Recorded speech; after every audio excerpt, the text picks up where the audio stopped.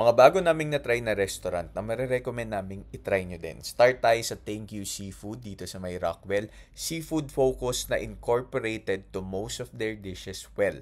The best itong crab toast nila. Ito yung magpapabalik talaga sa amin dito. Malasa, kung malasa. Kahit itong rice and maraming dishes dito masarap. Masarap ba na pares na nasa pasta? This is the best na na-try ko so far. At dito yan sa The Black Bean sa Makati. Kahit ilan lang yung na-try namin dito, we really enjoyed their drinks and food. Unexpected magic tong Paris pasta and their chicken and waffle. Kahit simple lang yan, masarap. Catalog located also in Makati offers straightforward comfort food na magpro-provide sa inyo ng satisfying umami. From burger, salad, pizza, pasta, itong kare-kare, kailangan yung masubukan.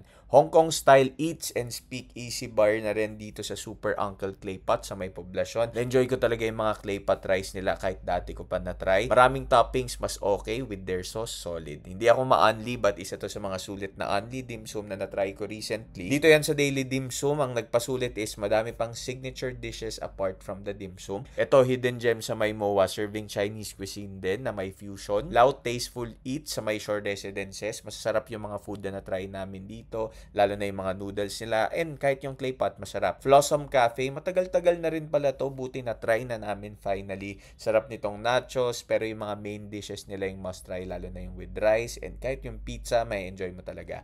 Special mention na natin si Gindako Takoyaki kasi from Japan to. Tokyo style siya na takoyaki. Ang sarap. Drop and tag your new resto finds para matry namin.